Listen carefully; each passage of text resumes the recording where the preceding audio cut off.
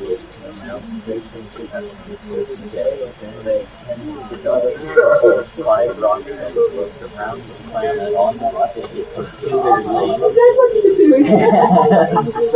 And then they see all this. Well, I suppose the rock I think I'm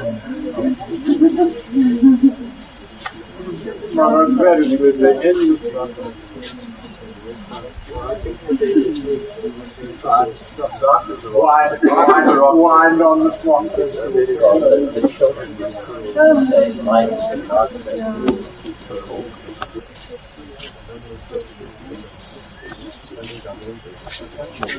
is just a determination to explore, and then a realization that nobody really knows much about this. It's like most things.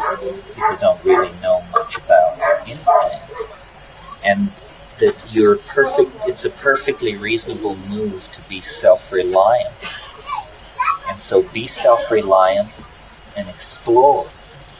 And keep your mind open and your powder dry and your vote in your hip pocket. And be nobody's fool. At some point, I think it was said, or I considered the possibility of another bumper sticker, the one which says, psychedelic or clueless, because it sort of seems to divide down that way. Armchair philosophizing of all varieties is pretty one-dimensional. And the fact that we have this these shamanic plants present at hand, and that they so dramatically transform reality,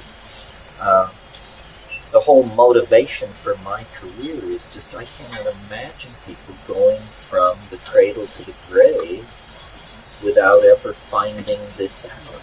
That leaves me squirming. It's like thinking about somebody never finding out about sex. But, sex rears its ugly head. I mean, few people escape. Sooner or later, salamanders remain fish-like as long as there's a river around. It's not till the river dries up, even after being fish for 40 generations, that they discover that in a crisis of dryness, they in fact sprout legs and hike into the woods. So a culture that doesn't support self-experimentation and transformation of consciousness is a culture somewhat forever infantile. And then the values that it creates for itself are infantile. So I think people should just play with a full deck. And you don't have to like psychedelics or affirm it or preach it.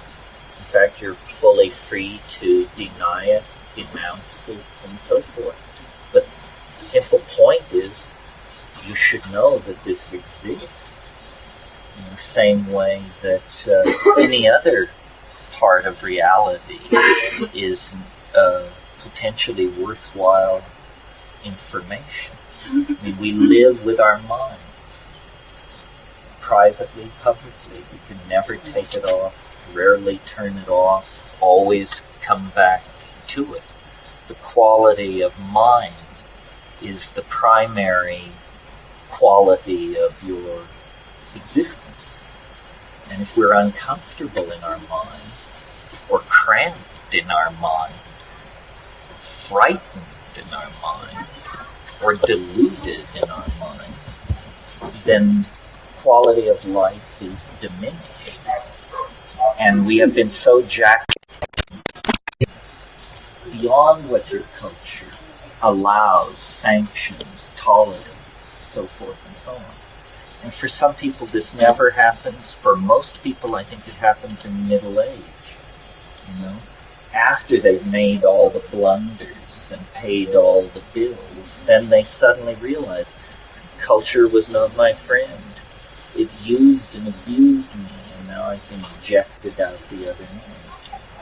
Youth now has no excuse or reason to make that same mistake. There are plenty of examples all around to be learned from.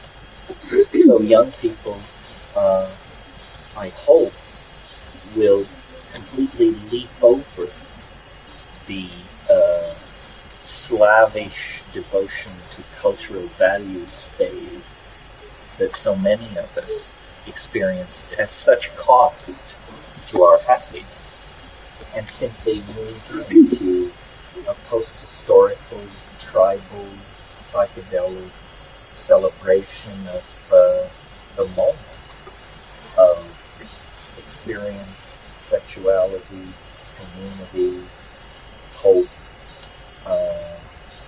destiny. And regardless of what you think of psychedelics or drugs or any of that, consciousness is got to be what the human journey through time is about. I mean, if the future does not hold more consciousness, then what kind of future could it possibly be? So, if we take ourselves and the world seriously, then the idea that there are ways to expand consciousness means there's almost a moral obligation to explore them. Otherwise, we are slipping backward. If the world is not being born to transformation through consciousness, then it's dying under anesthesia. There's no in-between, no equilibrium. And so to the degree that each one of us is more conscious, pays more attention, looks more deeply, feels more clearly, communicates more directly, the sum total of the enterprise of being is advanced. Because remember, what nature treasures, produces, and strives after is novelty. And the coordination of novelty in the domain of feeling, a nexus of feeling, and a perceiving and appreciating mind. And there may be many such minds in nature, but the only one you can be sure of is your own. So it sort of falls upon you as your turf to perfect and make exemplary and communicate to other people. And the means by which this happens is entirely trivial. I advocate psychedelic plants because it's rooted in our human past and because it works. But the important thing, I think, is to feel the felt presence of the moment and to understand that you represent some kind of bizarre nexus of energy, chemistry, spirit, and time that is unique in eternity. And for what? Who knows? Why? Who knows? For how long? Who knows? But the important thing is, as long as it's happening, it represents opportunity. And an unfolding dimension of hope is what a human existence is meant to be. Thank you very much. Drive safely, and I very much appreciate all of you. Come on,